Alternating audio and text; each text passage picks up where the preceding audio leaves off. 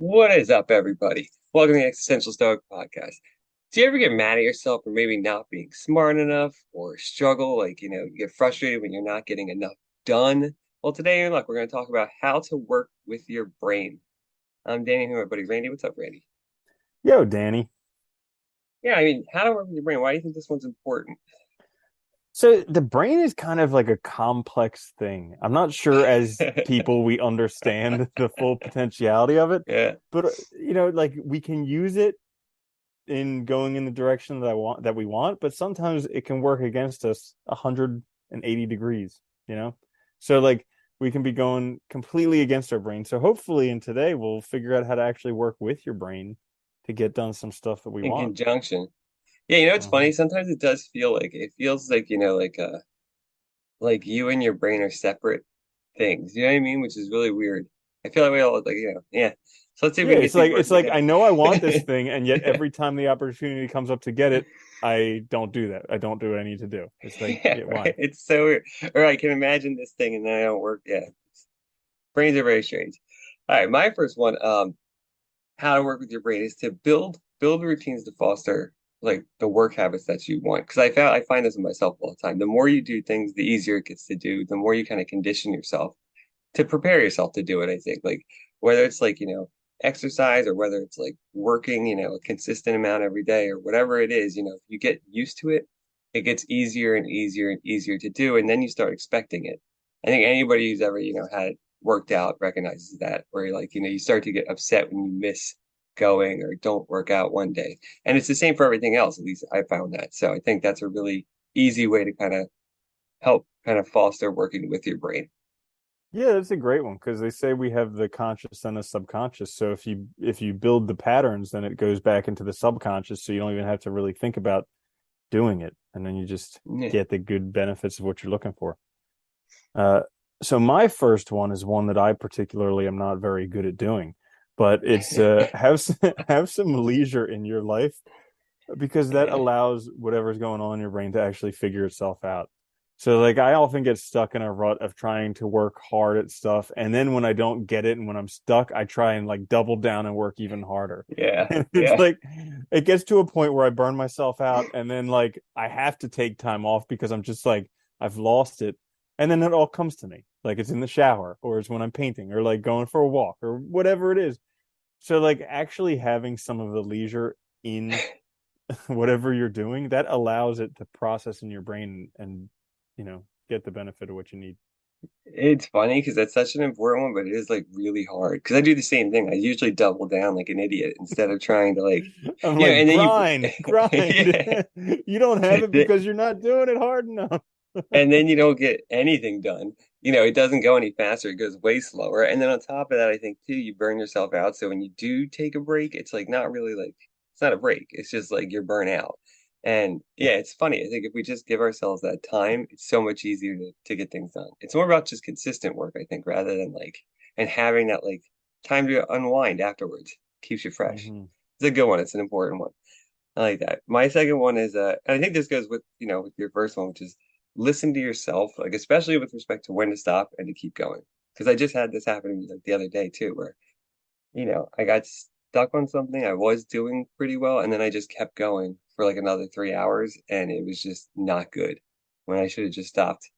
I had to get go and just let myself take a break, and I think but it's hard to know, but I think our bodies and our brains tell us, we just don't listen. We just refuse to. Yeah, I totally know what you're talking about there because I will do the same thing where like I kind of hear like okay, stop or don't do or oftentimes for me it's when I don't actually want to do something but I feel some obligation to do it. And so I like force myself to do it. And the whole time I'm like don't do it, don't do it, don't do it, but I suppress that because I'm like I feel obligated. I have to do it. And so, yeah, that's the same type of thing, but it's actually listening to it because every time I do that thing that I feel obligated to do, I'm always miserable there. It's not good, and it's better to listen to yourself. So It my second one actually comes from a book. I just read The 5 Second Rule by Mel Robbins, which was a surprisingly good book. Like I know it's a TED Talk and everybody, and it's Amazon bestseller, but like I was actually surprised how good this book was. And it's such a simple premise. It's basically just like our emotions lead us astray all the time. We were just talking about that Yeah. at the beginning of the episode. There are things that we want, and then our brain, once we get the opportunity, our brain says, no, like, don't do it, don't feel like doing it now. Same thing happens to me all the time. Like things that I want, and then my brain gets sidetracked once the opportunity is there. So the premise of the book is you just count down 5, 4, 3, 2, 1, do it. And because it's never going to feel good, you're never going to want to do it. But that 5, 4, 3, 2, 1 countdown is kind of like 5, 4, 3, 2, 1 blast off of a rocket ship. It actually gets you moving because deep down Yeah. you had that instinct to go after it because that's actually what you want. But if you give yourself too much time, your brain talks yourself out of it because it's stressful, it's hard. You can get a little bit of pleasure now, but you have to forgo the huge pleasure later on. So yeah, Yeah, that's a good one though, because I think that's one of the hardest things is managing, that the comfort or the pleasure now versus like long-term goals. And that kind of helps you just start because once you start, usually like 90% of the time I've always found like once I just start something, even if I put it off for a while, it gets done. And it's not that bad. And it's yeah, definitely not as bad as you imagine it? yeah, Like it's so yeah. funny. Even like, yeah, it just cracks me up because even like if it's something you really don't want to do, at least you get it over with, and then you don't have to worry about it anymore either. So the stress is gone too, which will freeze you up for other things. Yeah, Yeah, and then you feel good. I mean, then you feel good that you at least tried. Like win, lose, or draw, at yeah, least you did it, yeah, as opposed yeah. to And just at being least terrified of it your whole life. Yeah. that's a good one. I gotta try that one. 5, 4, 3, 2, 1. My Blast last off. one. Yeah, blast. Keep going. Just yell it before you start every time. That'd be really fun. Just something you want to do and be like 5, 4, 3, 2, 1, blast off. People are like, is something wrong with you? Nah, I'm just 5 second rule, bro. Motivating myself, bro. Don't worry. Hop in. My last one is so this one I think is really important. It's just keep learning new things and stay curious. I think, we often just get so caught up in routines and it really, I think, in a sense, like hinders our brain and our development and our ability to solve problems because we get so caught up in just like the same old that we don't really ever encounter anything new, encounter new experiences, and it just, yeah, it makes us stale. I think it's crucial to kind of just stay engaged in the world. So, and it can just be like, asking questions about things that you're interested in, fun stuff. It doesn't have to be work related. It doesn't have to be, for whatever, anything. It can just be for fun, and I think Yeah. that's a really good way to keep exercising those muscles. That's Yeah. a great one. And it's also like extremely difficult nowadays because every search algorithm out there just serves you up more of what you already know. So like Yeah. it's super hard to find this stuff, but it's like just constantly being exposed to it is great. You have to I like like that. actively fight against the technology. Yeah, it's crazy. You have to like log in on private browsers and try different stuff just to find something that's not what you've already done. Yeah. Yeah, Um which you saw yesterday. It's so funny. Yeah. Yeah. So my last one for how to work with your brain is actually forgive yourself. So Mm. this is one where I know personally, like when I've made mistakes, I really like get on my own back about it. And I'm sure a lot of people like they're angry at themselves because maybe they're not as smart as they want to be. Maybe they haven't achieved as much as they wanted to achieve. Maybe they've made some stupid mistakes. Maybe there are things that they wanted to do that they didn't actually do it. And there's just this whole laundry list of things of reasons that we hate ourselves and our brain and we're so angry with it. And like just forgiving it, being like, okay, whatever happened, happened. And I'm sure I'm still going to make the same mistakes in the future.